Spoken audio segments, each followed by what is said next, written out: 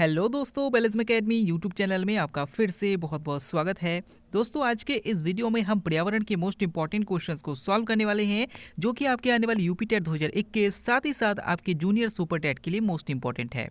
दोस्तों, इस वीडियो में मैंने सारे क्वेश्चन सेलेक्टेड लिए हैं जो कि आपके सिलेबस पर बेस्ड होंगे, साथ ही साथ आपके प्रीवियस ईयर क्वेश्चन पर बेस्ड होंगे। तो वीडियो को ध्यान से देखिएगा और वीडियो के लास्ट में मुझे जरूर बताइएगा कि आज के इस वीडियो में आपके कितने क्वेश्चन सही हुए। तो बिना देरी करते हुए चलिए शुरू करते हैं सबसे पहले क्वेश्चन से। सबसे पहला क्वेश्चन आपके सामने है, रुधिर दाब मापने के लिए किसका प्रयोग किया जाता है? ऑप्शन आपके सामने है barometer, option B seismograph, option C stethoscope या फिर ऑप्शन डी स्फिग्मोमेनोमीटर। इसका सही आंसर है ऑप्शन डी स्फिग्मोमेनोमीटर। दोस्तों, जो रुधिर है, रुधिर की गति यानी कि हृदय की गति मापने के लिए हम स्टेथोस्कोप का यूज़ करते हैं। वायु दाब को मापने के लिए बैरोमीटर का यूज़ किया जाता है और भूकंप को मापने के लिए सिस्मोग्राफ किया जाता है। तो याद रखिएगा, ये सारे क्वेश्चन इंपॉर्टेंट है। यहीं पर अगर आपसे क्वेश्चन पूछा जाता है कि भाई रुधिर समूह की खोज यानी कि ब्लड ग्रुप की खोज किसने की थी, तो याद रखिएगा कार्ल लैंड स्टीनर ने की थी। और अगर आपसे पूछा जाता है रुधिर परिसंचरण तंत्र की खोज किसने की थी, तो याद रखिएगा विलियम हार्वे ने की थी। इंपॉर्टेंट है, याद रखिएगा। अगला क्वेश्चन आपके सामने है, विश्व जल दिवस कब मनाया जाता है? ऑप्शन आपके सामने है 22 मार्च, 22 अप्रैल, 22 मई या फिर 5 जून। इसका सही आंसर है ऑप्शन ए 22 मार्च।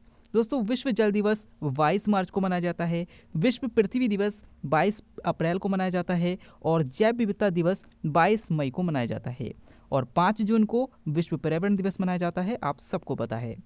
तो ये क्वेश्चन इंपॉर्टेंट है, याद रखिएगा। ये तीनों क्वेश्चन इंपॉर्टेंट है, तीनों बहुत कंफ्यूज करते हैं, तीनों डेट इंपॉर्टेंट है। अगला क्वेश्चन आपके सामने है, ओजोन संरक्षण हेतु इनमें से कौन सा प्रोटोकॉल चलाया गया? ऑप्शन आपके सामने है Kyoto protocol, option B Montreal protocol, option C union protocol या फिर इनमें से कोई नहीं। दोस्तों, मोस्ट इंपॉर्टेंट क्वेश्चन है और इसका सही आंसर हो जाएगा ऑप्शन बी मॉन्ट्रियल प्रोटोकॉल।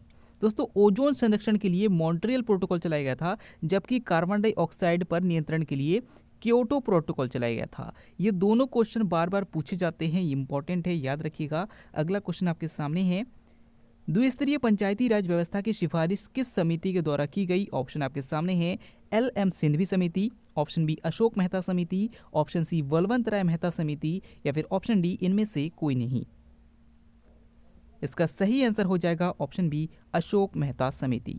दोस्तों, आपको पता है कि 1957 में सबसे पहली बार बलवंत राय मेहता समिति के द्वारा त्रिस्तरीय पंचायती राज व्यवस्था की बात की गई थी। उसके बाद 2 अक्टूबर 1959 को राजस्थान के नागौर में सबसे पहली बार त्रिस्तरीय पंचायती राज व्यवस्था को लागू किया गया था। उसके बाद 1977 में अशोक मेहता समिति आई थी, इन्होंने द्विस्तरीय पंचायती राज व्यवस्था की बात की थी। तो इम्पॉर्टेंट है, याद रखिएगा। अगला क्वेश्चन आपके सामने है, चावल को धोने पर कौन सा विटामिन नष्ट हो जाता है? ऑप्शन आपके सामने है vitamin B, vitamin A, vitamin C या फिर विटामिन ई। इसका सही आंसर हो जाएगा ऑप्शन ए विटामिन बी। दोस्तों, चावल को धोने पर विटामिन बी नष्ट हो जाता है। यहाँ पर अगर आपसे क्वेश्चन पूछा जाता है विटामिन ए की कमी से कौन सा रोग हो जाता है, तो रतौंधी रोग हो जाता है। विटामिन बी की कमी से बेरी रोग हो जाता है। विटामिन सी की कमी से स्कर्वी रोग हो जाता है और विटामिन ई की कमी से, याद रखिएगा, आपकी स्किन संबंधी बीमारियां होने लगती है। तो इंपॉर्टेंट है, याद रखिएगा। अगला क्वेश्चन आपके सामने है, आलू का खाने योग्य भाग कौन सा है? ऑप्शन आपके सामने है जड़, तना, पत्ती या फिर इनमें से कोई नहीं। इसका सही आंसर है ऑप्शन बी तना। दोस्तों, आलू का खाने योग्य भाग तना है। यहीं पर अगर आपसे क्वेश्चन घुमाकर पूछा जाता है कि आलू इनमें से क्या है, आपके सामने ऑप्शन दिया जाएगा जड़, तना या पत्ती, तब भी आपका आंसर होगा तना। ठीक है ना? तो यहाँ पर मैंने आपको ट्रिक पहले भी बता दिया है कि अगर आपसे कभी भी आलू इनमें से कोई भी क्वेश्चन पूछे जिसमें तने के बारे में क्वेश्चन पूछे, तो आप ट्रिक को याद रखेंगे कि अगर आप आलू और अरवी की सब्जी बनाते हैं, उसमें जिन जिन चीज़ों का आप यूज़ करते हैं वो सब क्या है, तना है।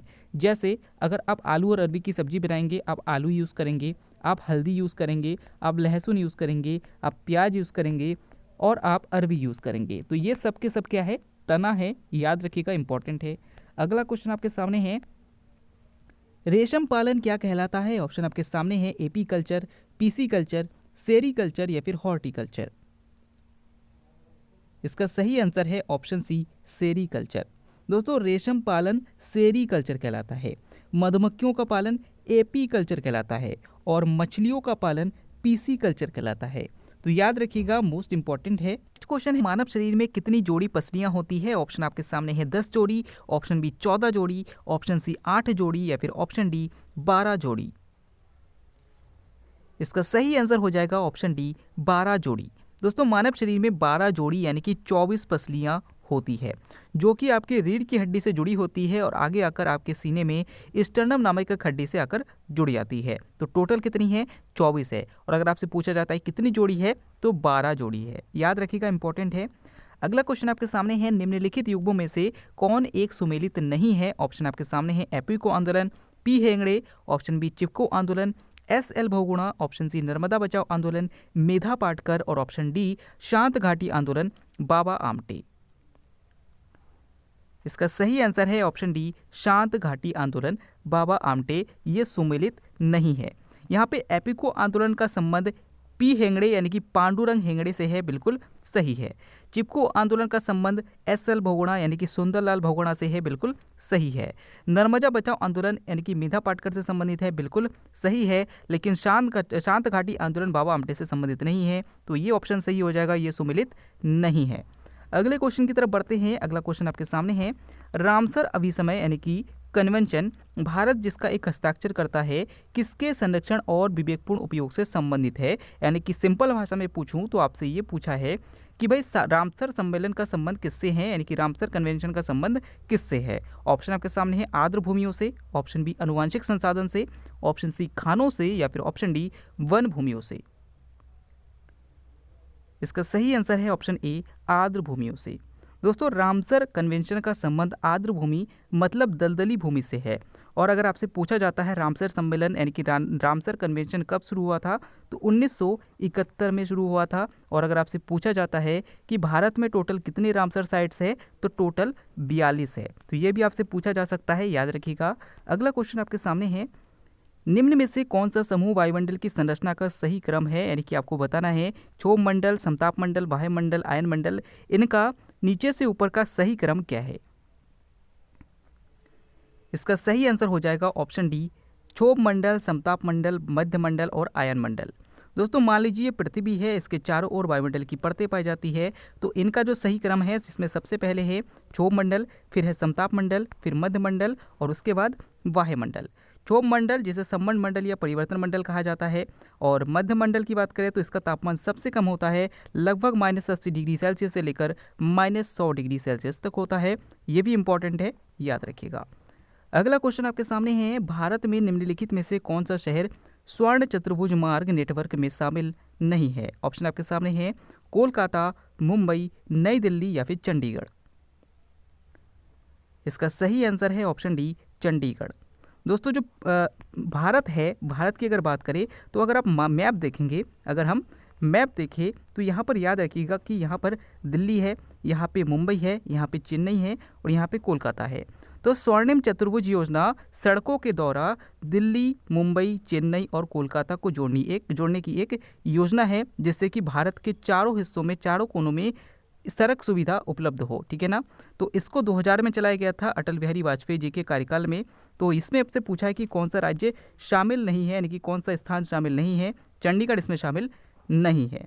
अगला क्वेश्चन देखते हैं। अगला क्वेश्चन आपके सामने है, जल में घुलनशील विटामिन कौन सा है? ऑप्शन आपके सामने है विटामिन बी और ए, विटामिन बी ए और सी, ऑप्शन सी है विटामिन बी और सी या फिर ऑप्शन डी है विटामिन ई और के।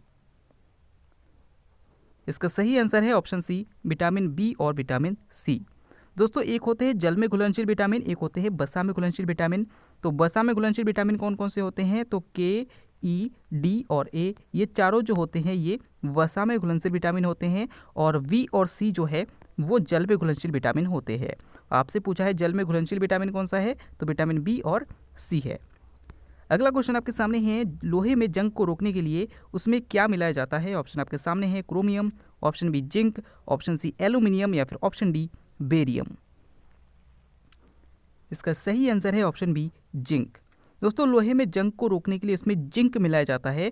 और जो बेरियम है, बेरियम का यूज़ आतिशबाजी जितने भी आइटम होते हैं, यानी कि जो आप रॉकेट वगैरह जो दिवाली में यूज़ करते हैं, उनमें जो रंग आता है वो बेरियम की वजह से आता है। इंपॉर्टेंट है, याद रखिएगा। अगला क्वेश्चन है, निम्नलिखित में से कौन सा बंदरगाह पूर्वी तट पर स्थित नहीं है? ऑप्शन आपके सामने है कोलकाता, नौहासेवा, पारादीप या फिर विशाखापत्तनम। इसका सही आंसर हो जाएगा ऑप्शन बी, नौहासेवा। दोस्तों नौहासेवा बंदरगाह जो कि महाराष्ट्र में है, ये पूर्वी तट पर स्थित नहीं है। चलिए थोड़ा सा बंदरगाहों को देख लेते हैं और उसे समझ लेते हैं कि आखिर नौहासेवा बंदरगाह कहाँ पर है। मान लीजिए कि ये इंडिया का मैप है।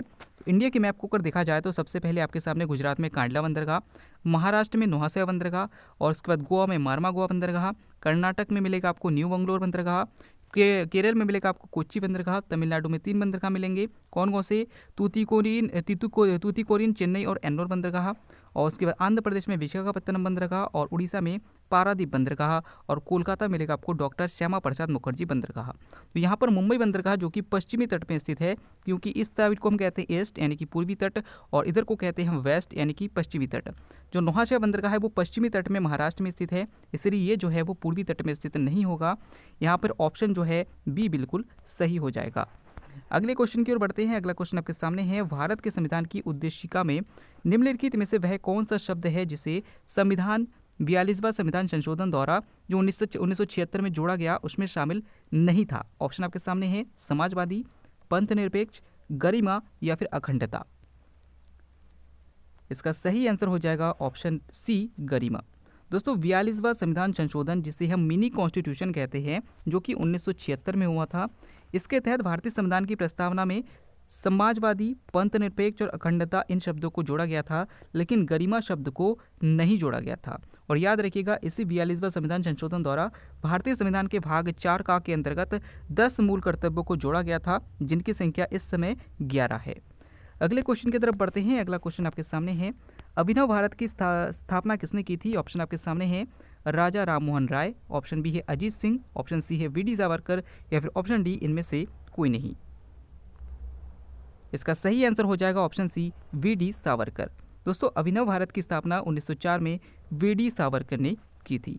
अगला क्वेश्चन आपके सामने है, राज्यपाल को शपथ कौन दिलाता है? ऑप्शन आपके सामने है राष्ट्रपति, मुख्यमंत्री, लोकसभा अध्यक्ष या फिर राज्य का मुख्य न्यायाधीश। दोस्तों इस क्वेश्चन का आंसर आप हमें कमेंट के द्वारा देंगे, हम आपके कमेंट का इंतजार करेंगे। आपको वीडियो कैसा लगा, वीडियो को लाइक कीजिएगा, अपने दोस्तों को शेयर कीजिएगा। हम फिर से लौटेंगे एक नई इंटरेस्टिंग वीडियो लेकर, तब तक के लिए देखते रहिए, सीखते रहिए।